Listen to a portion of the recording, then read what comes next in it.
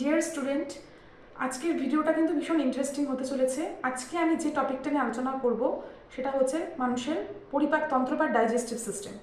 তো আজকে আমি কিছু ইম্পর্টেন্ট প্রিভিয়াস ইয়ারে আসা ডাব্লিউবিপি বা এসএসসি জিডি বা এনি আদার কম্পিটিটিভ এক্সামে আসা কিছু ইম্পর্টেন্ট কোয়েশ্চেন্স নিয়ে ডিসকাশন করব। তো আমরা জানি পরিপাকতন্ত্রের অন্তর্গত হচ্ছে আমাদের মুখবিবর, যেখানে দাঁত আছে। তো অনেক সময় জানতে চাই মানুষের দাঁতের স্থায়ী সংকেত কী। মানুষের দাঁতের স্থায়ী সংকেত হচ্ছে 2, 1, 2, 3 ইনসিজার, ক্যানাইন, প্রিমোলার, মোলার। আর শিশুদের দুধের দাঁতের সংকেত হচ্ছে 2, 1, 0, 2। শূন্যটা কি? প্রিমোলার। ওদের প্রিমোলারটা থাকে না।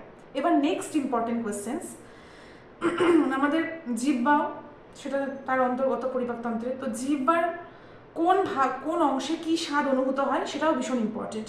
জিহ্বার একদম অগ্রভাগে মিষ্ট স্বাদ অনুভূত হয়, দুপাশে হচ্ছে ঝাল, আর পশ্চাৎ ভাগে একদম টক অনুভূত হয়।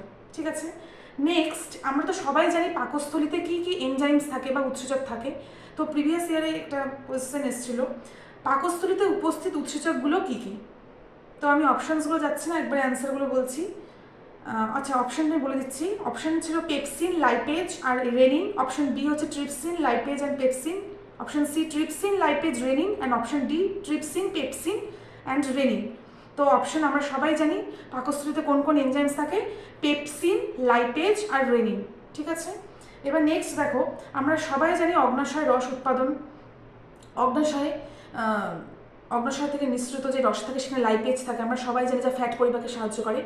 আর বাইকার্বনেট আমাদের যকৃতের পিত্তথলি থেকে নিঃসৃত হয়। তো এবার কোশ্চেনে জানতে চেয়েছে অগ্নাশয় রস উৎপাদন এবং বাইকার্বনেট কোন হরমোন দ্বারা উদ্দীপিত হয়, মানে কোন হরমোন আছে যারা এদের সিক্রেশনটাকে উদ্দীপিত করে।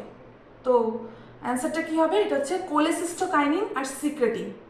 এরা ক্ষুদ্রান্ত্র থেকে নিঃসৃত হয় বা স্মল ইন্টেস্টাইন থেকে নিঃসৃত হয়, বাট এরা অগ্নাশয় রস উৎপাদন এবং বাইকার্বনেট আয়নকে নিঃসৃত হতে উদ্দীপিত করে। Very very important questions.